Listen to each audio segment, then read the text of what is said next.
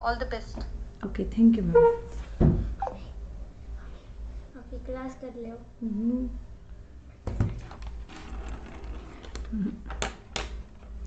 Teach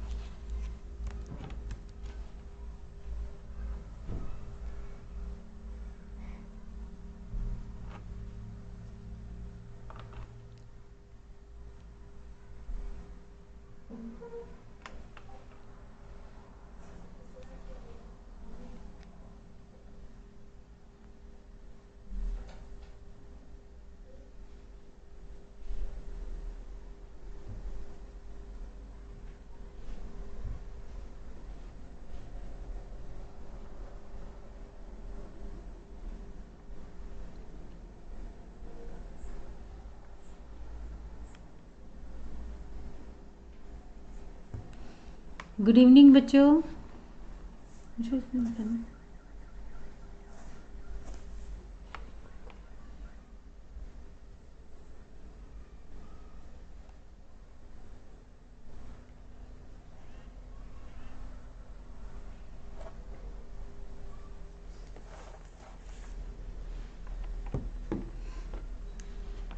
कैसे हैं आप सब?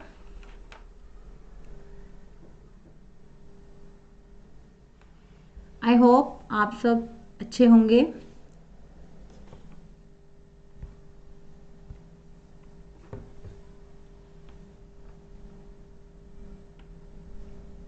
आवाज नहीं आ रही?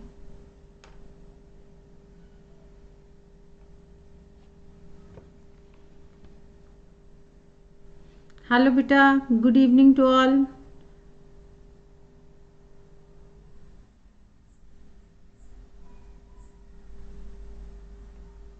चलिए, तो आज हम अपनी क्लास स्टार्ट करते हैं। आज की हमारी क्लास है साउंड के बारे में। आज की हमारी क्लास है बेटा साउंड के बारे में। हम साउंड के बारे में पढ़ेंगे। क्या आप सभी ने इस टाइप की बेल अपने अपने स्कूल में देखी है? आई होप आप सब ने देखी होगी। ये क्या होती है बेटा? बेल होती है। बजती है तो आपको आवाज सुनाई देती है। हेलो बेटा, आप सबने क्या इस टाइप की घंटी आपके स्कूल में देखी है? अगर आपने देखी है तो आप साथ के साथ मुझे मैसेज कर सकते हैं, यस मैम, नो मैम। क्या आपने इस टाइप की बेल देखी है, नहीं देखी है? जब ये बेल बजती है तो आपको एक आवाज आती है। ओके, नहीं देखी? कुछ बच्चे आंसर कर रहे हैं नो मैम। मोहित जी कह रहा है नो, आपने ये बेल नहीं देखी। तो बेटा देखिए, ये आपके स्कूलों में एक टाइप की बेल होती है जो हर एक अंतराल के बाद बजाई जाती है, जिससे आपके पीरियड्स चेंज होते हैं, क्लास चेंज होती है। अब जैसे आपके सब्जेक्ट वाइज क्लासेस लगती है, हिंदी, इंग्लिश, मैथ, साइंस, तो जब ये बेल बजती है, जब इसकी आवाज़ सुनाई देती है तो आपको लगता है कि आपका नेक्स्ट जो क्लास है वो शुरू हो गई है। अब ये दो चीज़ें बजाने से घंटी बजती है। कैसे आवाज़ आती है, क्या प्रोड्यूस होती है? यहाँ पर आवाज़ प्रोड्यूस होती है। क्या है ये आवाज़, कैसे प्रोड्यूस होती है? इसके बारे में आपने पढ़ा है कभी? सोचा है कि आवाज़ क्या होती है? आवाज़ क्या है? एक प्रकार की ऊर्जा ही तो है जो एक पार्टिकल से दूसरे पार्टिकल में ट्रांसफर होती है। जब आप ताली बजाते हैं, देखिए आप ताली बजा के देखिए, देखिए आप ताली बजा के देखिए, जब आप ताली बजाते हैं तो एक आवाज़ उत्पन्न होती है। बजा के देखिए आप सभी बच्चे, आवाज़ उत्पन्न होती है ना बेटा? तो ये भी क्या है? एक साउंड है। तो ध्वनि के संचरण में माध्यम के कणों का क्या होता है? अब आप देखिए कि मैंने आपको बताया साउंड क्या होती है। सबसे पहले तो हमें ये पता होना चाहिए बेटा साउंड कैसे प्रोड्यूस होती है। हमारे आसपास क्या है? एयर के पार्टिकल्स है, बहुत सारी हवा, जैसे इधर इधर बहुत सारे पार्टिकल्स हैं। जब भी हमने क्या किया, किसी भी पार्टिकल को एनर्जी दी, जैसे इस पार्टिकल को एनर्जी दी, तो ये यहाँ पर वाइब्रेट करना शुरू कर देगा। ये दूसरे पार्टिकल के पास जाएगा, अपनी वाइब्रेशन ही पहुँचा देगा, पार्टिकल नहीं जाएगा, तेज तेज वाइब्रेट करेगा, उसे टकरा के उसको अपनी वाइब्रेशन ट्रांसफर कर देगा। ये नेक्स्ट को कर देगा, ये नेक्स्ट को कर देगा, ये नेक्स्ट को कर देगा। इस टाइप से क्या होती है, सारी वाइब्रेशनें ट्रांसफर हो जाती हैं। पर आपको याद रखना है, जब भी कोई भी जो साउंड है, साउंड का मतलब क्या होता है बेटा? आवाज प्रोड्यूस होती है तो उसमें पार्टिकल्स मूव नहीं करते। केवल क्या होती है, उनकी जो डिस्टरबेंस है, ऊर्जा, जो उनके अंदर ऊर्जा होती है ना, वो ट्रांसफर होती है एक पार्टिकल से दूसरे पार्टिकल तक। अब जब आप बोल रहे हो, अभी आप सभी बोल के देखो, हेलो बोल के देखो, हेलो। जब आप हेलो बोला तो आप मुंह के आगे हाथ रख के देखिए, हेलो, तो आपके मुंह से क्या हो रही है, आवाज निकल रही है, मतलब हवा निकल रही है, आवाज नहीं निकल रही है, हवा निकल रही है। आप एक प्रेशर से हवा को निकालते हो जो बाहर उपस्थित कणों के साथ टकराते हैं और क्या उत्पन्न होती है, आवाज उत्पन्न होती है। पर आपको इसमें ध्यान रखना है कि यहाँ पर पार्टिकल ट्रांसफर नहीं होते। क्या ट्रांसफर होती है बेटा, ऊर्जा ट्रांसफर होती है। तो ये क्वेश्चन क्या आपका, ध्वनि के संचरण में माध्यम के कणों का क्या होता है, what happens to the particle in the medium in propagation of a sound. यहाँ पर जब हम देखेंगे, हमारे पास ऑप्शन ए है, माध्यम में कणों का संचार होता है। जैसे कि मैंने आपको बताया कि पार्टिकल्स मीडियम में ट्रेवल नहीं करते। दूसरा है, ध्वनि के स्रोत द्वारा उत्पन्न विक्षोभ संचरण करता। अब विक्षोभ क्या होता है, एक प्रकार की डिस्टरबेंस है। जब पार्टिकल ऐसे वाइब्रेट करेगा एक जगह से दूसरी जगह, देखिए जैसे मेरा पेन वाइब्रेट करे, ऐसे वाइब्रेट करेंगे पार्टिकल्स, तो उनके अंदर जो एनर्जी है वो क्या होती है, एक पार्टिकल से दूसरे पार्टिकल में ट्रांसफर हो जाती है। तो क्या है, पार्टिकल ट्रांसफर नहीं होते, सिर्फ क्या है, स्रोत द्वारा उत्पन्न विक्षोभ संचरण करता है। फॉर एग्जाम्पल, मतलब ए और बी दोनों, ये नहीं होगा, उपरोक्त में से कोई भी नहीं, ये भी नहीं होगा। आपका सही आंसर क्या है कि जब भी ध्वनि किसी भी माध्यम में संचरण करती है तो केवल क्या होता है, उसके जो कण हैं उनका विक्षोभ जाता है एक माध्यम से दूसरे माध्यम में, यानी एक पार्टिकल से दूसरे पार्टिकल तक भी केवल उनका विक्षोभ जाता है, जिसको हम बोल सकते हैं डिस्टरबेंस। पार्टिकल्स ट्रांसफर नहीं होते।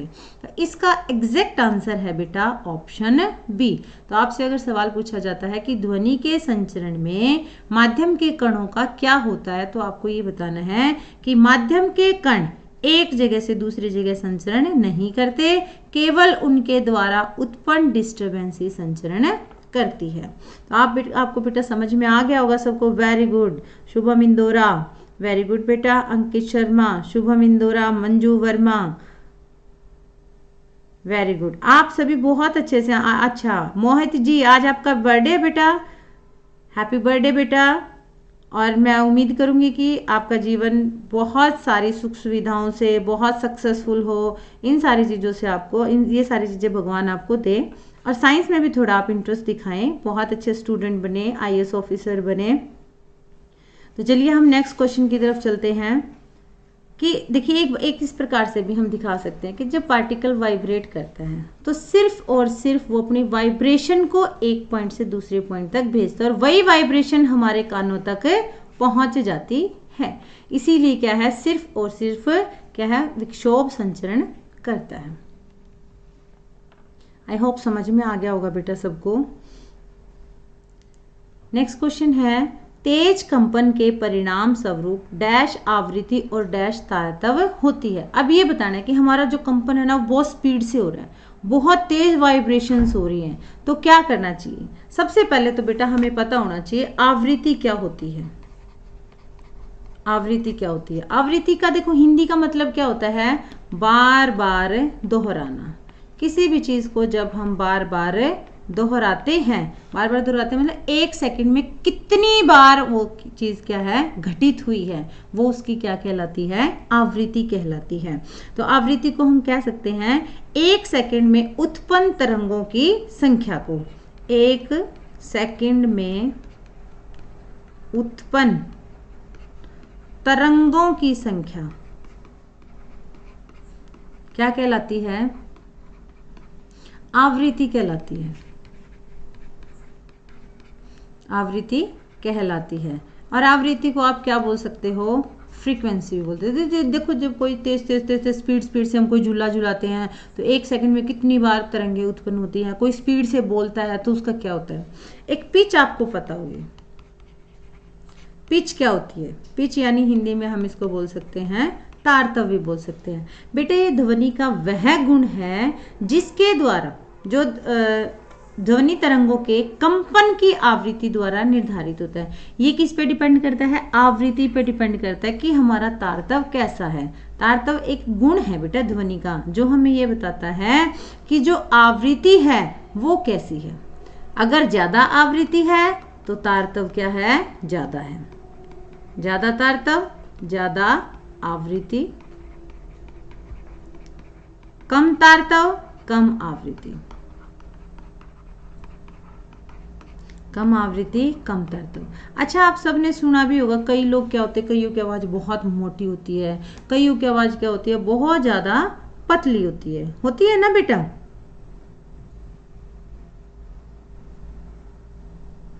बेटा आप सब लोग एक बार थोड़ा सा ध्यान दें कि जब हम किसी की आवाज़ सुनते हैं तो आवाज़ से ही आप पहचानते हैं किसी की मोटी आवाज़ होती है, किसी की पतली आवाज़ होती है। यानी अगर आपके तारतव ज़्यादा है तो आवृत्ति क्या होगी? ज़्यादा होगी। कम आवृत्ति, कम तारतव। पिच, हाई पिच और लो पिच।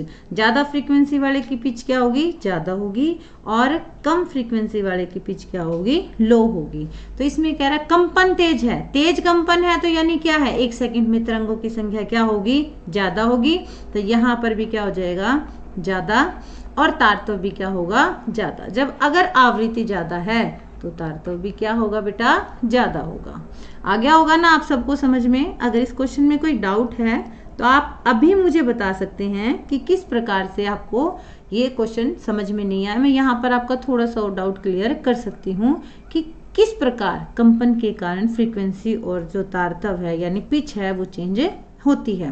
ज्यादा वाइब्रेशन, ज्यादा फ्रीक्वेंसी, ज्यादा तारतव यानी ज्यादा पिच। तो आ गया होगा बेटा आप सबको समझ में? तो हमारे इसके ऑप्शंस हैं। ऑप्शन ए है कम कम, यानी कम फ्रीक्वेंसी कम पिच। नहीं, ये गलत है। अधिक फ्रीक्वेंसी और कम पिच, नहीं ये भी गलत है। तो आप लोगों को बेटा समझ में आ गया होगा, ना तो कम फ्रीक्वेंसी बनेगी, अधिक तारतव, ये भी गलत है। दोनों क्या बनेंगे? ज्यादा ज्यादा। तो इसका सही आंसर है ऑप्शन डी। ये किस किस को समझ में आ गया बेटा? एक बार आप सभी मुझे बताएंगे यस मैम बोल के, या आप कोई भी मैसेज कर सकते हैं अच्छे से कि आपको समझ में आ गया है। Very good Naresh Kumar, thank you बेटा, कोई डाउट नहीं है। D, very good. आप तो बहुत इंटेलिजेंट बच्चे हो। मैंने तो फर्स्ट टाइम देखा आप सबको, मैं फर्स्ट टाइम मिली हूँ। बहुत अच्छा रिस्पॉन्स दे रहे हो। एक क्लैप आपके लिए बनता है क्योंकि ये साउंड की क्लास है, इसमें हमारे लिए साउंड क्रिएट करना बहुत ज़रूरी है। थैंक यू बेटा। तो हम चलते हैं नेक्स्ट क्वेश्चन की तरफ। नेक्स्ट क्वेश्चन है हमारा, आप एक झील के किनारे खड़े हैं और चिल्लाते हैं। ध्वनि को पानी के ऊपर यात्रा करने और प्रतिध्वनि के रूप में गूंजने में 4 सेकंड का समय लगता है। कितना समय लगता है? 4 सेकंड का समय लगता है। अगर पानी में ध्वनि की गति 1500 मीटर प्रति सेकंड है तो आप उस बिंदु तक की दूरी की गणना कैसे करेंगे जहां से ध्वनि वापस लौट कर आई। अब हम यहां पर खड़े हैं, ठीक है, हम एक झील के किनारे पर खड़े हैं, ये कोई भी झील लगा ली, ठीक है, और चिल्लाते हैं। हमने साउंड भेज दी अपनी। ध्वनि को पानी के ऊपर यात्रा करने और प्रतिध्वनि के रूप में गूंजने में 4 सेकंड का समय लगता है। तो यहाँ पर समय कितना लगा हमारा? 4 सेकंड लगा। अगर पानी में ध्वनि की गति 1500 मीटर प्रति सेकंड है, जो स्पीड है वो कितनी है? 1500 मीटर प्रति सेकंड है, तो आप उस बिंदु तक की दूरी की गणना कैसे करेंगे? बेटा ये तो सिंपल फॉर्मूला है, इको का फॉर्मूला है। इसमें क्या होता है, जब एक बार ध्वनि जाएगी, एक बार ध्वनि क्या होती है? आएगी। तो इसके लिए सिंपल फॉर्मूला है। हम कैसे निकालते हैं? गति का सूत्र क्या होता है हमारे पास? दूरी बटे समय। तो हमें क्या निकालना है? यहाँ पर दूरी निकालनी है। तो दूरी के लिए क्या फॉर्मूला बन जाएगा पुत्र? गति गुणा समय। Very good. तो एक बार हम इसके ऑप्शंस देख लेते हैं। ऑप्शंस क्या दिए हुए हैं? पहला है दूरी बराबर है गति गुणा समय, दूरी बराबर है गति बटे समय, दूरी बराबर है गति गुणा समय बटे 2, दूरी बराबर है समय बटे गति। तो चलिए आप सब इसका आंसर बताइए मुझे, मैं वेट कर रही हूं कि इस क्वेश्चन का आंसर क्या है।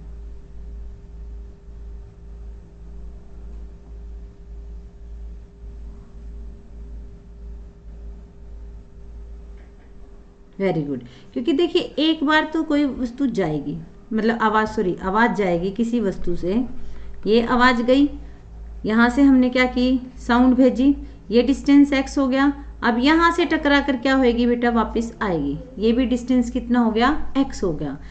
स्पीड कितनी है, v है, और समय कितना दे रखा है, t दे रखा है। दूरी कितनी होगी, 2x होगी, क्योंकि हमने क्या किया, x गए और x आए। साउंड कितनी गई, x गई और x आई, तो 2x is equal to v गुणा t। तो हमारे पास फॉर्मूला क्या है, दूरी बराबर है गति गुणा समय बटे 2। तो इसका एग्जैक्ट आंसर है सी। तो आप लोग तो बहुत इंटेलिजेंट हो, आप लोगों को तो बहुत कुछ आता है बेटा। नेक्स्ट जनरेशन वास्तविकता में बड़ी इंटेलिजेंट है भाई, आप लोगों को समझ में आ रहा है बेटा। अगर कोई भी डाउट है तो आप मेरे से पूछ सकते हैं। चलिए हम नेक्स्ट क्वेश्चन की तरफ चलते हैं। देखिए यहाँ पर ये आपको एक ऑब्स्टेकल दिखाई दे रहा है, कोई भी ऑब्स्टेकल लगा लो। यहाँ हमने साउंड वेव भेजी, साउंड वेव इस ऑब्स्टेकल से टकरा कर। ऑब्स्टेकल का मतलब क्या होता है, कोई भी वस्तु जिससे टकरा के, छत लगा लो या कोई भी आप सामान लगा सकते हो जहां से आपने टकराना है किसी भी आवाज को। ये इसका क्या है, परपेंडिकुलर है। यहां से हमने क्या की, साउंड वेव भेजी, साउंड वेव टकरा कर और क्या हो गई, इस यहां से टकराकर वापस आ गई। देखिए इसका परपेंडिकुलर ये बनता है बेटा, है ना। हमने प्रकाश के केस में समझा था कि ये हमारा कोई सरफेस है। जब आप 10th में हो जाओगे ना तो प्रकाश के बारे में भी ऐसे आएगा। ये हमारा सरफेस है, ये इसका क्या है, अभिलंब है। जब हम कोई भी प्रकाश की किरण इस प्रकार से किसी भी सरफेस पर डालते हैं तो वो टकरा कर क्या हो जाती है, वापिस से चली जाती है। ये कौन कौन सा होता है, आपतन कोण, और ये कौन कौन सा होता है, परिवर्तित कोण। यहाँ पर भी देखिए ये एक अभिलंब है, ये कोई सरफेस है, ये कोई सरफेस है, इस पे आपने साउंड वेव डाली, तो ये कौन सा हो गया बेटा, आई यानी आपतन कोण, और ये कौन सा हो गया, परावर्तन कोण। तो देखिए प्रकाश और जो आवाज है, साउंड है, उन दोनों के नियम जो है क्या होते हैं, बराबर होते हैं। परावर्तन के नियम बराबर होते हैं। तो इसके बेस पे हम एक क्वेश्चन करेंगे। एक छात्र ने एक खाली हॉल में जोर से ताली बजाई और गूंज सुनी। क्या आप सभी ने कभी खाली हॉल में ताली बजाई है, बजाई है क्या किसी ने, और बहुत तेज उसकी गूंज सुनाई देती है। मैंने जो मेरे बच्चे हैं जब वो ताली बजाते हैं तो बहुत तेज गूंज सुनाई देती है। उसी छात्र ने एक दर्पण के सामने खड़े होकर, देखो पहले उसने बेटा ताली बजाई, ताली बजाने से जो साउंड वेव्स हैं ऐसे गई, सरफेस से टकराई और ऐसे क्या हो गई, वापिस से आ गई। तो ये क्या हो गया, आई, और ये क्या हो गया, आर। फिर ये कहता है कि वो मिरर के सामने खड़ा हो गया। मिरर के सामने खड़ा हो गया, जैसे कोई मिरर है, ये इसका अभिलंब है। उसने रे ऑफ लाइट ऐसे डाली, किसी भी जो आपके पास लेजर लाइट होती है, और वो लेजर लाइट टकरा कर कैसे हो जाएगी, ऐसे वापिस से आ जाती है। ये आई है और ये क्या है, आर है। हमें यहाँ तक सवाल समझ में आ गया, हमारे क्वेश्चन समझ में आ गया बेटा हमें। वेरी गुड, थैंक यू बेटा। और देखा कि बीम एक विशिष्ट कोण पर परावर्तित होती है, बिल्कुल एक विशिष्ट कोण पर परावर्तित होगी। तो ये दो एग्जाम्पल हो गए। मैंने अभी आपको बताया था जो साउंड है और लाइट है उसके जो लॉज ऑफ रिफ्लेक्शन होते हैं ना, वो दोनों क्या होते हैं, सेम होते हैं। लॉज ऑफ रिफ्लेक्शन यानी परावर्तन के नियम दोनों के क्या होते हैं, बराबर होते हैं। तो आइए हम ऑप्शन देखते हैं अपने। ध्वनि परावर्तन और प्रकाश परावर्तन के नियम अलग अलग होते हैं, नहीं, ये तो हमने पढ़ा है कि बिल्कुल सेम होते हैं। ध्वनि और प्रकाश दोनों का परावर्तन केवल चमकदार सतह पर होता है, नहीं, चमकदार सतह पर नहीं होता बेटा, रफ पर भी होता है पर थोड़ा सा कम होता है। ध्वनि और प्रकाश के परावर्तन के नियम एक जैसे होते हैं, ये बिल्कुल सही है। नेक्स्ट और देखते हैं क्या वो सही है। ध्वनि तरंगे किसी भी सतह से परावर्तित नहीं होती हैं, नहीं, ध्वनि तरंगे किसी भी सतह से परावर्तित होती हैं। तो ये भी आपका ऑप्शन गलत है। तो सही ऑप्शन क्या है आपका, सी। वेरी गुड, सभी बच्चे बहुत अच्छे आंसर करें। यश दलाल, शुभम इंदौरा, राजेंद्र, मुकेश कुमार, वेरी गुड बेटा। प्रिया, मैम मेरा नाम किटू, प्रिया वर्मा। ओके किटू बेटा, बहुत अच्छे आंसर दे रहे हो आप सभी। राकेश कुमार, सूरज IPS, वेरी गुड। सी यानी आप सबको तो समझ में आ रहा है भाई, बहुत अच्छे से अटेम्प्ट कर रहे हो। एक क्लैपिंग खुद के लिए भी कीजिए, बहुत अच्छे से आप हर चीज़ को, हर क्वेश्चन को अच्छे से अटेम्प्ट कर रहे हो। तो चलिए एक क्वेश्चन और देखते हैं इसके बेसिस पे। आप एक लंबे हॉलवे में खड़े हैं और जोर से चिल्लाते हैं, जोर से चिल्लाए। ध्वनि तरंगे दीवार से टकराती हैं, दीवार से टकराई और आपकी ओर वापस लौट कर आती हैं। यदि आप दीवार से एक निश्चित कोण पर खड़े हैं तो वह कोण जिस पर ध्वनि दीवार से टकराती है वही कोण होगा जिस पर यह वापस लौटकर आती है। तो यह कौन सा, यह स्थिति किस परावर्तन के नियम को दर्शाती है? देखिए मैंने आपको बताया था ना, चलो परावर्तन के नियम को एक और अच्छे तरीके से समझते हैं कि कैसे आपको आवाज़ सुनाई देती भी है नहीं देती है। दो पाइप लिए आपने, स्टील की पाइप, इस टाइप से उनको लगा दिया, ठीक है, किसी एंगल पर लगा दिया। और ये जो है देखो बीच में दिखाई दे रहा है, ये इनका क्या है, अभिलंब, नॉर्मल है। हमने घड़ी की, कोई भी टिक टिक वाली घड़ी एक तरफ रखी, एक पाइप के एक तरफ रख दी हमने, दूसरी तरफ अपना कान लगाया। कान लगाने के बाद हमें आवाज़ साफ साफ सुनाई देती है। इसका मतलब क्या है, जो एंगल I है वो हमें पता चल जाएगा और एंगल R है वो हमें पता चल जाएगा। एंगल I और R इस प्रकार से होने चाहिए कि ये हमारे पास आवाज़ पहुंच जाए। ये हमारे जैसे ही हमारे सेट हो जाएंगे हमारे पास आवाज़ पहुंच जाती है। तो देखिए ये परावर्तन के किस नियम को दर्शाते हैं। तो इसके लिए हमारे पास ऑप्शन है, प्रवेश कोण और परावर्तित कोण समान होते हैं, यानी I को हम क्या बोलते हैं बेटा, एंगल ऑफ इंसिडेंस। देखिए आप लोग 9th में हैं तो कुछ जो टर्म्स है ना, वो कैब है, साइंटिफिक वो कैब, वो आपको याद करनी पड़ेगी। अब आप थोड़ा सा इंग्लिश की तरफ भी ध्यान दिया करो कि ये क्या है, एंगल ऑफ इंसिडेंस। और R को हम क्या बोलेंगे, एंगल ऑफ रिफ्लेक्शन। और अभी हमने पीछे क्या पढ़ा है बेटा, जब मैंने आपको पिछला क्वेश्चन करवाया है कि जो हमारा प्रवेश कोण है यानी I है, I को हम क्या बोलते हैं, एंगल ऑफ इंसिडेंस। किसके इक्वल होता है, एंगल ऑफ रिफ्लेक्शन की। I is equal to R। ध्वनि की गति परावर्तक सतह से टकराने पर बदल जाती है। ध्वनि तरंग सीधी रेखा में गति यात्रा करती है, परावर्तन के बाद ध्वनि की तीव्रता बढ़ जाती है। तो इसका आप लोग सही ऑप्शन बताइए मुझे। Very good, A is correct. Deepak Verma, Sukhdeep Singh, Abhilasha. बेटा अभिलाषा एक बार आप दोबारा देखो क्वेश्चन को, ऑप्शन C नहीं आएगा। दिनेश चौहान, देवेंद्र भोरिया, पवन सिंह, वेरी गुड। दीपक सैनी, हेलो। IAS बनना चाहते हो बेटा, बिल्कुल ज़रूर बनोगे और मैं उम्मीद करती हूँ, दुआ भी करती हूँ भगवान से कि आप IAS ज़रूर बने। सॉफ्टवेयर इंजीनियर, बेटा आप मुझे इसका आंसर बताइए पहले, इसका आंसर क्या होगा? इसका आंसर है प्रवेश कोण और परावर्तित कोण समान होते हैं। Angle I is equal to angle R, तभी आपको ध्वनि सुनाई देगी। अगर ये दोनों बराबर नहीं होंगे तो आपको ध्वनि सुनाई नहीं देगी। तो यहां तक आप सबको समझ में आ गया बेटा? तो चलिए एक बार हम नेक्स्ट क्वेश्चन देखते हैं। जब कंपन करने वाली वस्तु पीछे की ओर चलती है तो यहाँ पर निम्न दाब का क्षेत्र बनाती है जिसे डैश कहा जाता है। अब आप देखिए, जब कोई वस्तु कंपन करती है, कंपन करते कैसे करते हैं, देखिए एक बार थोड़ा सा ये जो पॉइंट आपको दिखाई दे रहा है, रेड कलर का पॉइंट आपको यहाँ पर दिखाई दे रहा है ना सबको। एक बार आप इसको, इसकी तरफ थोड़ा सा ध्यान दीजिए। देखो एक बार मैं इसको ऐसे वाइब्रेट करवा रही हूँ तो आपको दिखाई दे रहा है। एक जगह पे तो ये बिल्कुल पास पास दिखाई दे रहा है और एक जगह पे क्या है, दूर दूर दिखाई दे रहा है। इसी टाइप से जब कण क्या करते हैं, वाइब्रेट करते हैं, तो वो एक बार तो बिल्कुल पास पास होते हैं ऐसे, और एक जगह क्या होते हैं, दूर दूर। फिर नेक्स्ट क्या हो जाते हैं, बिल्कुल पास पास। फिर हो जाते हैं बेटा थोड़े से दूर दूर। देखिए थोड़ा सा डिफरेंस आपको दिखाई दे रहा होगा क्लियर।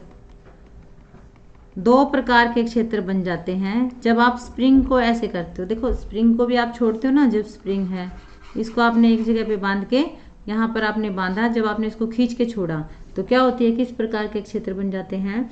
ये जहाँ पर पार्टिकल पास पास है, जहाँ पर हाई प्रेशर एरिया बनता है, ठीक है, प्रेशर यहाँ पर क्या होता है, बहुत ज़्यादा होता है, तो इसको क्या बोलते हैं, कॉम्प्रेशन। यानी यहाँ पर संपीड़न हो जाता है, सारे पार्टिकल एक दूसरे के पास पास हो जाते हैं। यहाँ पर पार्टिकल दूर दूर हैं तो यहाँ पर प्रेशर कैसा है, लो प्रेशर है, और इसको क्या बोलते हैं, रेयर फ्रैक्शन। ठीक है बेटा, और ये फिर क्या आ जाएगा, कॉम्प्रेशन, ये फिर क्या आ जाएगा, रेयर फ्रैक्शन, और फिर ये क्या आ जाएगा, कॉम्प्रेशन। तो इस प्रकार से बनता है एक कॉम्प्रेशन, एक रेयर फ्रैक्शन, एक कॉम्प्रेशन, एक रेयर फ्रैक्शन, एक कॉम्प्रेशन। इस टाइप से सीरीज चलती रहती है। तो इस प्रकार के आपके पास क्षेत्र दो बनते हैं, एक कॉम्प्रेशन और एक रेयर फ्रैक्शन साउंड के केस में। तो अब अपना सवाल देखते हैं, जब कंपन करने वाली वस्तु पीछे की ओर चलती है, कंपन करने वाली, जैसे कि आपको देखो ग्राफ में भी दिखाई दे रहा है, ये पीछे की ओर चलते जा रहे हैं, तो निम्न दाब का क्षेत्र बनाती है। अभी मैंने आपको बताया ना, तो वो निम्न दाब के क्षेत्र को हम क्या बोलते हैं, रेयर फ्रैक्शन। क्या बोलते हैं बेटा हम उसको, रेयर फ्रैक्शन। हिंदी में बोलते हैं विरलन। एक होता है विरलन, एक होता है संपीड़न। देखो नाम से पता चल रहा है, संपीड़न यानी इसको बिल्कुल ऐसे दबाया गया है, दबाने से क्या हो जाएगा, वहां पर हाई प्रेशर एरिया क्रिएट हो जाता है। और एक है रेयर फ्रैक्शन, जहां पर क्या है, विरलन, विरलन यानी पार्टिकल एक दूसरे से क्या हो जाते हैं, दूर दूर हो जाते हैं, और प्रेशर कैसा होता है, लो होता है। तो इसका सही आंसर है विरलन। यहाँ पर हमारे पास कौन सा एरिया बन जाएगा, विरलन, या हम लिख सकते हैं रेयर फ्रैक्शन। आप बेटा साइंटिफिक टर्म्स को प्लीज मेरे कहने से एक बार जरूर याद रखें, और हर बार आप छोटी छोटी साइंटिफिक टर्म करेंगे ना, तो आप एक दिन बहुत अच्छे साइंटिस्ट बन जाएंगे। तो इसी बेसिस पे हम एक बार अगले क्वेश्चन की तरफ चलते हैं। देखो, एक व्यक्ति ने पहाड़ी के पास ताली बजाई, 4 सेकंड बाद गूंज सुनाई दी। यदि ध्वनि की गति 343 मीटर पर सेकंड है तो व्यक्ति और पहाड़ी के बीच कितनी दूरी है। देखो ये व्यक्ति है, इसने क्या किया, ताली बजाई, बजा दी ताली, इसने ताली बजाई, इसने क्या की है, साउंड भेजी है। यहाँ तक का डिस्टेंस हमने कितना मान लिया, x मान लिया। अब ये कह रहा है 4 सेकंड बाद, समय कितना लगा बेटा इसको, 4 सेकंड। ये वही इको वाला ही है। 4 सेकंड बाद ये क्या होगी, साउंड इसके पास वापस आ गई। कितना डिस्टेंस ट्रेवल किया, x डिस्टेंस ट्रेवल किया। यदि ध्वनि की गति 343 मीटर प्रति सेकंड है तो व्यक्ति और पहाड़ी के बीच की दूरी ज्ञात कीजिए। यहाँ पर हमें गति भी पता है, कितनी है बेटा, 343 मीटर पर सेकंड। हमने सूत्र किया था ना, हमारे पास क्या होता है, गति का सूत्र क्या होता है, दूरी बटे समय। अच्छा दूरी कितनी है, दूरी तो हमने देखी ही नहीं, दूरी है x प्लस एक्स यानी 2x। तो क्या हो जाएगा, 2x divide by time 4 second, और गति कितनी है, 343 मीटर पर सेकेंड। तो x की वैल्यू क्या हो जाएगी, 343 गुणा 4 बटे 2, इसको काट दिया हमने, तो आंसर हमारा कितना आ गया, 686 मीटर। मेरे हिसाब से आप सबको थोड़ा थोड़ा सा समझ में आ गया बेटा। 689 नहीं, आप एक बार इसको अच्छे से मल्टीप्लाई करके देखो, 686 आएगा।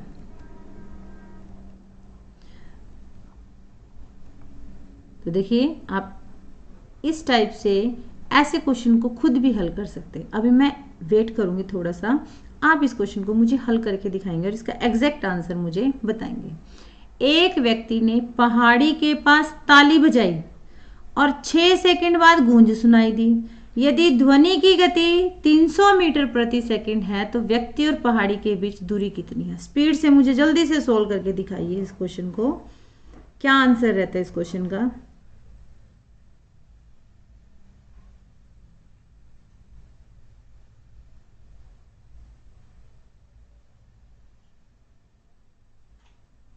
वेरी गुड, बहुत अच्छे से कर रहे हो आप सभी।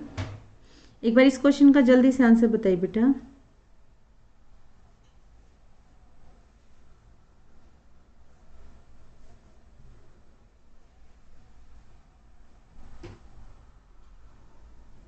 नाइन हंड्रेड, नो नहीं बेटा, 900 नहीं।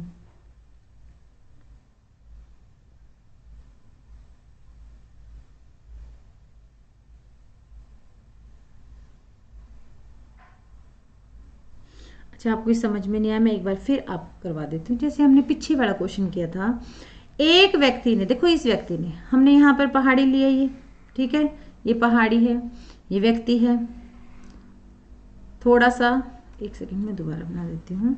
ये जो व्यक्ति है यहाँ से लेके यहाँ तक का बेटा डिस्टेंस देखो हमें पता करना है। यहाँ से लेके यहाँ तक का डिस्टेंस कितना है, x। इसने साउंड भेजी, ताली बजाई ना इसने, फिर टाइम कितना लगा, 6 सेकंड बाद इसको आवाज़ सुनाई देगी, यानी आवाज़ भी तो यहाँ से टकरा कर क्या हो गई, वापस गई ना इसके कानों तक। तो ये थोड़ी है कि इसने कम डिस्टेंस ट्रेवल किया, डिस्टेंस कितना ट्रेवल किया, x। तो कुल दूरी कितनी बन गई, x plus x is equal to 2x।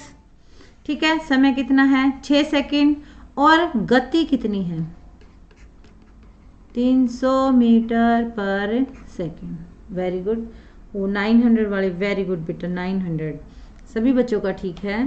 तो देखिए इसके लिए हमारे पास क्या आ जाएगा, गति का फॉर्मूला क्या होता है, 300 इज इक्वल टू दूरी बटे समय। जब हमने इसको सोल्व किया, 300 multiply 6 is equal to 2x, then x is equal to 300 multiply 6 divide by 2, 2 3 जा 6, answer will be 900 metre. Very good बेटा, राजेंद्र कुमार, सुखदीप सिंह, शुभम इंदौरा, अंकित शर्मा, 600 नहीं आएगा बेटा, 900 आएगा। आप इसका क्वेश्चन, इसको सही से सॉल्व करो, आंसर कितना आएगा, 900। वेरी गुड, सभी बच्चों ने सॉल्व नहीं किया है। सुनील चोपड़ा बेटा 659 नहीं आएगा इसका आंसर, 100 भी नहीं आएगा। राजेंद्र कुमार बेटा 100 नहीं आएगा, इसका एग्जैक्ट आंसर है 900 metre. A person clapped his hand near a cliff and heard the echo after 6 second. What is the distance of the cliff from the person if the speed of sound is 300 metre per second. बहुत अच्छे से आप सब solve कर रहे हैं question. कोई बच्चा बताएगा कि इस टाइप के क्वेश्चन अगर आपके एग्जाम में आ जाते हैं तो क्या आप उसको अच्छे से सॉल्व कर दोगे?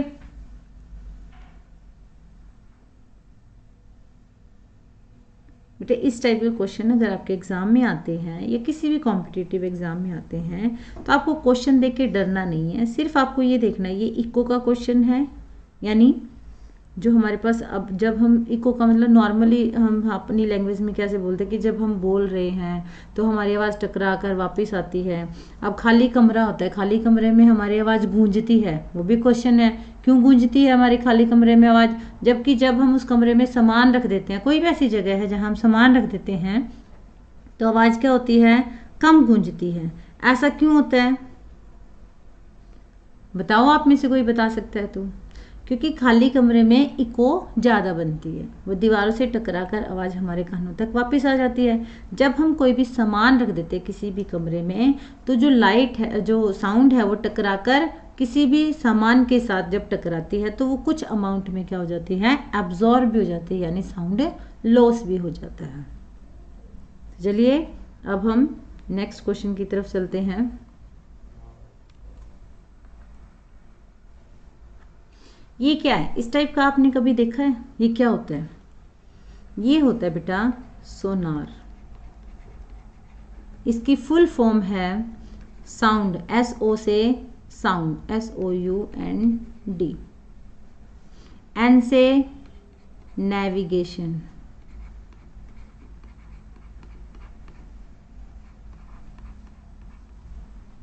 A से एंड, R से रेंजिंग। ठीक है, सोनार की फुल फॉर्म क्या है? Sound navigation and ranging. जो शिप होती है ना, शिप, उनके पास क्या होता है? एक तो उनके पास होता है ट्रांसमीटर और एक क्या होता है? रिसीवर। अब ये क्या काम करती है? देखो, आपने इको पढ़ा कि कोई भी साउंड वेव है कहीं एक जगह से टकरा कर वापिस आ जाती है, तो जो बैट हैं, जैसे बैट हो गए, जो चमगादड़ होते हैं, वो रात में उनको कैसे दिखाई देता है? जबकि हमें तो बिना आँख दिखाई देता और उनको अंधेरे में दिखाई देता है। क्योंकि बेटा वो क्या करते हैं? अल्ट्रा सोनिक वेव प्रोड्यूस करते हैं, जो किसी भी चीज से टकरा कर वापिस आ जाती है। तो उनको ये पता चल जाता है कि कितनी दूरी पर कोई भी ऑब्जेक्ट है। इसी टाइप से जब आपको समुद्र में पता करना हो, किसी भी ओशन में पता करना हो कि नीचे क्या है, कहाँ तक सी बेड के अंदर क्या क्या है, तो हम किसका यूज करते हैं? सोनार का यूज करते हैं। सोनार की फुल फॉर्म क्या है? Sound navigation and ranging. कोई भी शिप होती है, उसके जो बॉटम होती है उसमें लगा होता है एक ट्रांसमीटर और एक रिसीवर। ट्रांसमीटर क्या करता है? जो अल्ट्रासोनिक वेव्स हैं उनको प्रोड्यूस करता है, हाई फ्रीक्वेंसी के अल्ट्रासोनिक वेव्स को प्रोड्यूस करता है। वो वेव्स जो सी बेड है ना, सी बेड जहाँ पर बहुत सारे पौधे भी होते हैं और बहुत सारी चीजें पड़ी हुई भी होती है, उनसे टकरा कर वापिस जाती हैं। तो हमें पता चल जाता है कि कितनी दूरी पर कोई भी चीज़ पड़ी है। क्या फॉर्मूला क्या है? वही, जब हमारे पास कोई भी चीज़ नीचे तक जाएगी, देखो हमने यहाँ पर नीचे बेची, सपोज करो यहाँ पर कोई भी पत्थर पड़ा है, कोई भी सामान है, वो एक्स डिस्टेंस ट्रेवल किया उसने, यहाँ से टकरा कर ही साउंड वेव क्या हो जाएंगी? वापिस ऊपर चली जाएंगी। तो टोटल डिस्टेंस कितना हो गया बेटा? 2x हो गया। वही फॉर्मूला, वेलोसिटी अपनी कितनी होगी? v होगी। तो टाइम के लिए क्या हो जाएगा? Divide by t। Then 2x is equal to v गुणा t। तो x का फॉर्मूला क्या आ जाएगा? v गुणा t बाय 2। तो ये आपके पास फॉर्मूला है क्या? v से वेलोसिटी, t से टाइम, और उसको 2 से भाग कर देने पर हमारे पास क्या आ जाता है? डिस्टेंस आ जाएगा। यहाँ तक आप सबको समझ में आया? मेरे हिसाब से समझ में आ गया होगा बेटा आप सबको। अगर कोई बच्चा ऐसा है जिसको नहीं समझ में आ रहा है तो वो मुझे कमेंट बॉक्स में बता सकते हैं।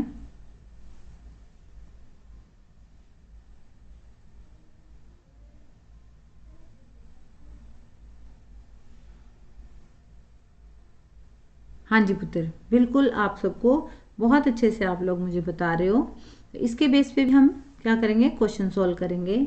सोनार में एक डैश और एक डैश होता है जो जहाजों या नावों पर लगाया जाता है। अभी मैंने आपको बताया, देखो ये यहाँ से दिखाई दे रहा है ना आपको, ये रहा, ये क्या करते हैं? यहाँ से साउंड वेव भेजते हैं। देखिए ट्रांसमीटर से, है ना, साउंड वेव भेजते हैं। और रिसीवर भी इन्हीं पर होता है कि जब वो वेव टकरा कर आएगी, किसी भी चीज से टकरा कर वापिस आएगी, तो वो रिसीवर उनको क्या कर लेता है? कैच कर लेता है और पता चल जाता है कि कितनी दूरी पर कोई भी ऑब्जेक्ट है। तो आपका सही आंसर आएगा, पहले देखते हैं हम, ऑप्शन ए क्या है? अवशोषक और ट्रांसमीटर। क्या अवशोषक होता है? नहीं। दूसरा, अवशोषक और परावर्तक। अवशोषक नहीं होता बेटा, इसमें क्या होता है? ट्रांसमीटर होता है। तो ये भी ऑप्शन क्या है? गलत है। ट्रांसमीटर एंड रिसीवर ये सही है, क्योंकि लाइट जो साउंड वेव है, अल्ट्रासोनिक साउंड वेव, उनको ट्रांसमिट करता है और फिर रिसीव करते हैं। उपरोक्त में से कोई नहीं, यह भी गलत है। तो हमारा सही आंसर क्या है? सी।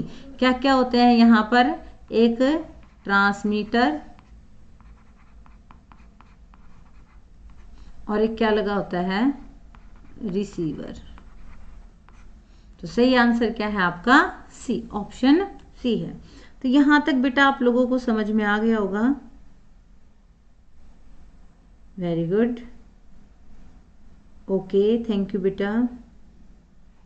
तो चलिए हम नेक्स्ट क्वेश्चन करते हैं। सोनार से पराध्वनि तरंगों के स्पंद की प्रतिध्वनि 0.5 सेकंड के बाद वापस आ जाती है यदि पराध्वनि तरंगों का वेग 1600 मीटर प्रति सेकंड है, तो बाधा की दूरी क्या है? आप लोग इसको सोल्व करके मुझे फटाफट आंसर बताइए कि ये क्या है, इसका आंसर क्या आएगा।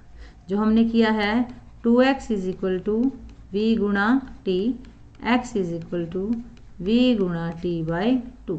तो मुझे ये डिस्टेंस फटाफट से आप मेजर करके बताइए कि क्या है, कितना आ रहा है आंसर। Very good.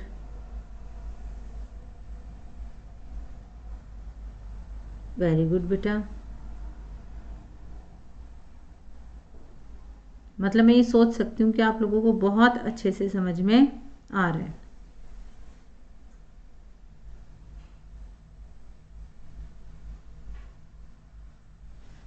तो चलिए इसको सॉल्व करते हैं। Very good. आप सबने अभिलाषा अहिरवार, वेरी गुड बेटा। आपके लिए एक स्पेशल क्लैपिंग बनती है जो कि मैं आपके लिए अभी क्लास के टाइम ही करूँगी। ये क्लैपिंग अभिलाषा के लिए है कि इसने बहुत जल्दी बहुत स्पीड से क्वेश्चन को सॉल्व किया है और आंसर बताया है। तो चलिए हम इस क्वेश्चन को सॉल्व करते हैं। x की वैल्यू कितनी आ जाएगी, v की वैल्यू कितनी दे रखी है हमें, देखिए हम पहले लिख लेते हैं। v कितना है 1600 मीटर प्रति सेकेंड, समय कितना है 0.5 सेकेंड। तो दूरी की वैल्यू फॉर्मूला रख देते हैं 1600 गुणा 0.5 बटे क्या आ जाएगा 2 आ जाएगा। पॉइंट हटा दिया हमने, यहाँ पर वैल्यू कितनी आ गई 10 आ गई। 5 1 जा 5, 5 2 जा 10, 2 1 जा 2, यहाँ पर कितना आ जाएगा 800 आ जाएगा। इसको हम फिर काटते हैं 1 400। तो कितना आ गया बेटा हमारा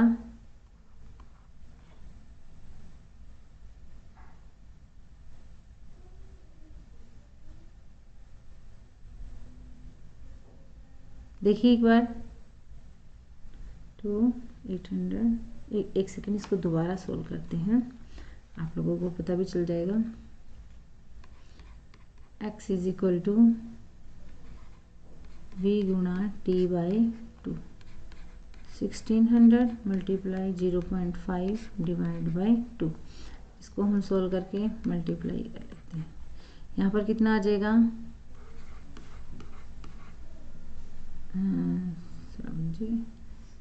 80 8000 2 मल्टीप्लाई 10 कट गया, कितना आ गया बेटा 400 metre. That is your answer. ये सभी बच्चों का आंसर कितना आ जाएगा 400 आ जाएगा। आप लोगों को समझ तो आ रहा है ना बेटा।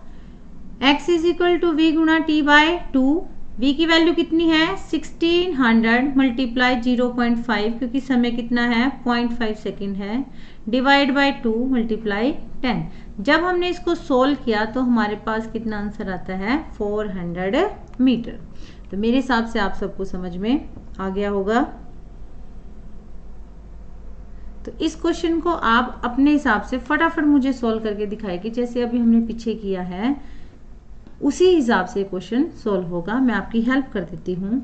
सोनार से पराध्वनि तरंगों के स्पंद की प्रतिध्वनि इतने सेकंड के बाद वापस आती है। तो समय कितना है 0.8 सेकंड और तरंगों का वेग कितना है 2600 मीटर प्रति सेकंड।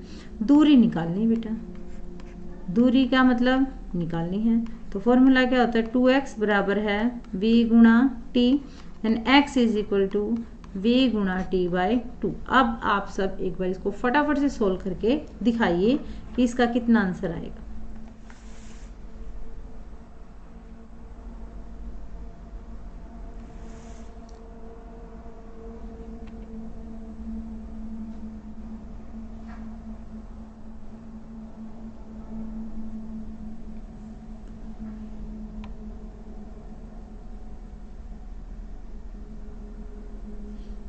हाँ जी बेटा, थोड़ा जल्दी जल्दी आंसर दीजिए।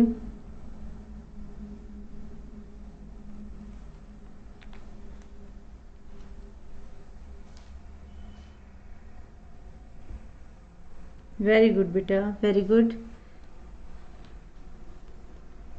तो चलिए मैं थोड़ी सी आप लोगों की इसमें हेल्प कर देती हूँ, बाकी क्वेश्चन आप लोगों को खुद सोल्व करना चाहिए।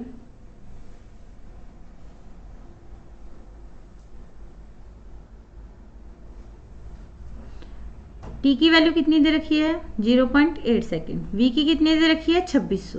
तो एक्स की वैल्यू हम निकालेंगे 2600 गुणा 0.8 बटे 2 गुणा, अब पॉइंट हटा देंगे हम, यहाँ पर पॉइंट की जगह पे क्या आ जाएगा नीचे 10 आ जाएगा। अभी आप लोग यहाँ इसके बाद तो मुझे सोल्व करके दिखाओ कि कितना आंसर आएगा। 2600 गुणा 8 डिवाइड बाई 2 मल्टीप्लाई 10, 2 1 जा 2, 2 4 जा 8, 1 0 से कट गई 1 0, 4 0 जा 0, 4 6 जा 24, 4 2 जा 8 10। वेरी गुड बेटा।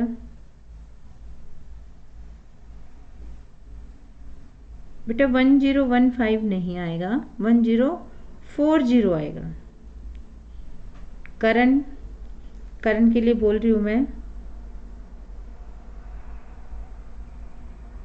अच्छा बेटा स्क्रीन ब्लर आ रही है आपके लिए, देखो मेरी तरफ से तो क्लियर है, आप एक बार देखो।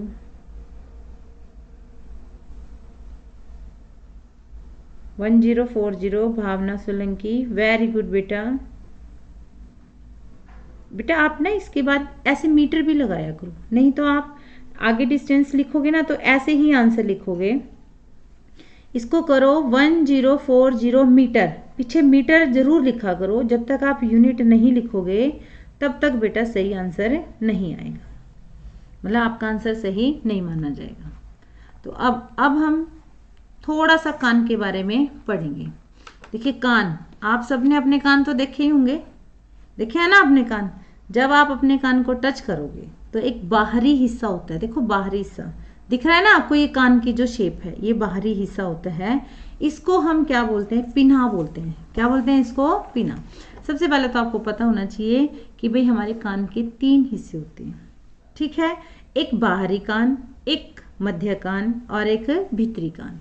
एक्सटर्नल ईयर, देखो जो आपका कान है वो आपको पता होता है कि भाई यहाँ पर अब जितनी भी तरंगे हैं, कहते हैं ना कानाफूसी कर रहे हैं, तो वो कान में यहाँ पर आके हमारे पास आवाज देता है।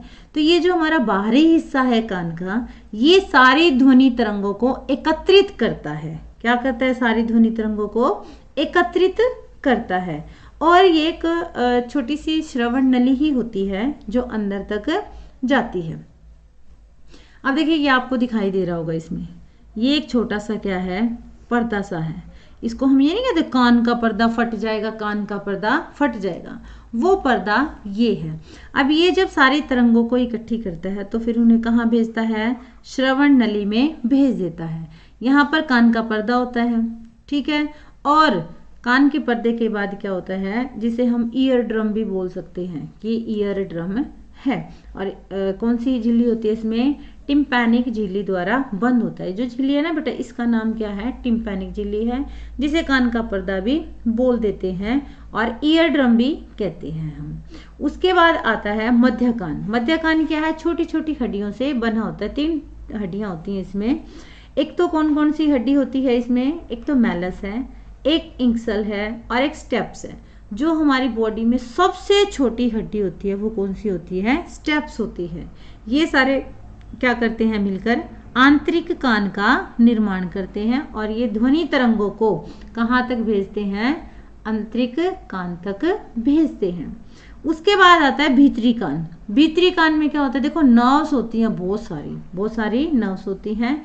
इसमें बहुत सारे रिसेप्टर्स लगे होते हैं। देखिए रिसेप्टर, देख साउंड जा रही है ना, इसमें बहुत सारे रिसेप्टर्स लगे होते हैं जो ध्वनि तरंगों को क्या करते हैं, एक्सेप्ट करते हैं और उन्हें फिर ब्रेन तक पहुंचाते हैं।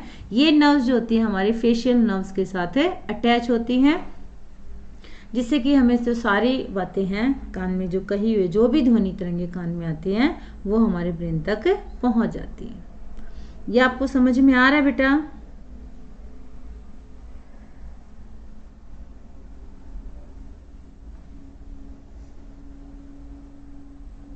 तो नेक्स्ट है आपका, इसके आधार पर हम एक क्वेश्चन करेंगे। हमारे कान के उस भाग का नाम बताइए जो आसपास की से ध्वनियां एकत्रित करता है। तो बताइए आप सब। अभी मैंने आपको बताया है कर्णपटय क्या होती है, ईयर ड्रम, जिसको हम कान का पर्दा भी बोलते हैं। एक होता है पीना, एक होता है कर्णावृत कॉकलिया, एक होता है एक है ऑल ऑफ द अबव। तो सही ऑप्शन क्या आएगा, मैंने क्या बताया था, आसपास की ध्वनियां कौन एकत्रित करना है, हमारे कान का ये वाला हिस्सा बेटा, जो बाहर वाला जो दिखाई दे रहा है, ये वाला हिस्सा क्या करता है, सारी ध्वनियां एकत्रित करता है। इसे क्या बोलते हैं, पिन्हा बोलते हैं। क्या बोलते हैं इसको, पिन्हा। यानी हमारा एग्जैक्ट आंसर क्या है, बी है। तो आई होप आप सबको यहाँ तक बहुत अच्छे से समझ में आ गया होगा। अगर किसी बच्चे का कोई भी डाउट है तो आप पूछ सकते हैं बेटा। यहां तक अगर आपको कोई भी चीज समझ में ना आई है तो आप मेरे से अभी भी पूछ सकते हैं। ईयर ड्रम के बारे में, पिन्हा के बारे में आप मैसेज बॉक्स में मेरे से पूछ सकते हैं।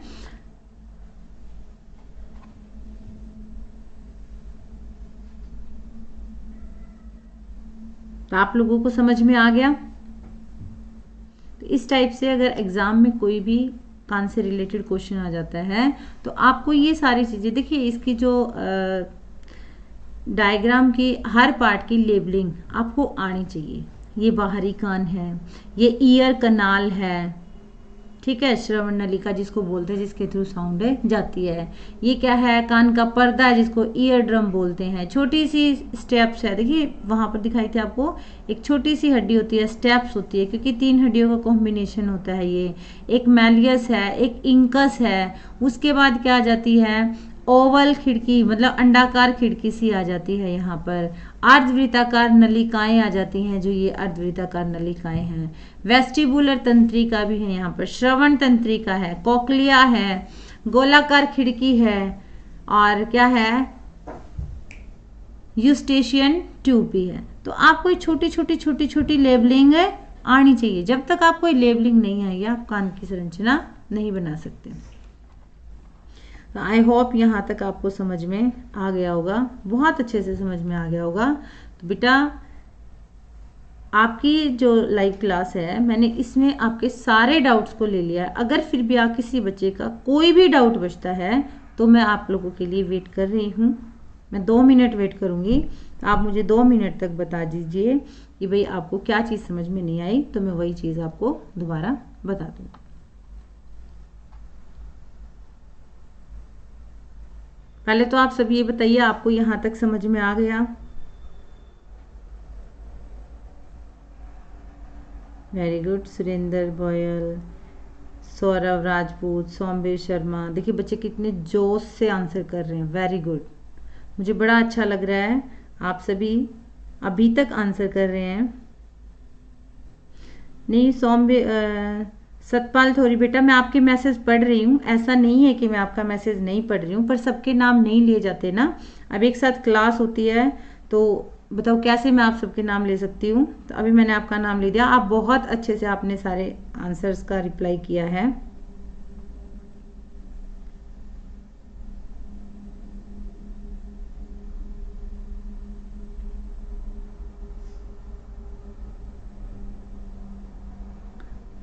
कोक्लिया क्या है बेटा? कोक्लिया भी एक क्या है, छोटा सा हमारे कान का आंतरिक कर्ण का एक पार्ट होता है, जिसमें देखिए आपको यहाँ पर दिखाई दे रही है ना, देखिए ये इस डायग्राम में, ये जो डायग्राम है इसमें आपको कोक्लिया दिखाई दे रहा है। ये जो सर्पिलाकार सी बनी हुई है ना, ये इसको क्या बोलते हैं, कोक्लिया बोलते हैं। ये सारी नर्व्स फिर क्या है, कनेक्टेड होती हैं आपकी जो फेशियल मसल्स हैं। यहाँ पर देखिए ये हमारे कान का जो पार्ट है, जो हमारे कहते हैं ना, जो गला है उसके साथ अटैच होता है। आंख, नाक, कान, इनकी एक ही ट्यूब होती है, तो वो वहां पर कोक्लिया के साथ अटैच होता है। और किसी का कोई डाउट हो? पिन्ना होता है बेटा, जो हमारे कान का ही बाहरी पार्ट है, देखो जो हमें बाहर दिखाई दे रहा है, ये वाले पार्ट को हम क्या बोलते हैं, पिना बोलते हैं। ये क्या करता है, जितनी भी सराउंडिंग से साउंड आती है, आसपास के क्षेत्र से जितनी भी साउंड आती है, उन सबको ये क्या करता है, इकट्ठा। देखिए यहाँ पर ये कान का जो बाहरी पार्ट है, ये इसको हम क्या बोलते हैं, पिना बोलते हैं। फिर कान की एक श्रवण नलिका होती है, उसके थ्रू साउंड अंदर जाती है। ये क्या होता है, कान का पर्दा होता है। फिर छोटे छोटे छोटे छोटे पार्ट्स हैं, मेनली आपके 3 ही पार्ट होते हैं कान के बाह्यकर्ण, मध्य और क्या है, आंतरिक। तो ये आपको करना है। आपके एनसीईआरटी की बुक में जो भी दिया गया उस हिसाब से आप कर सकते हैं।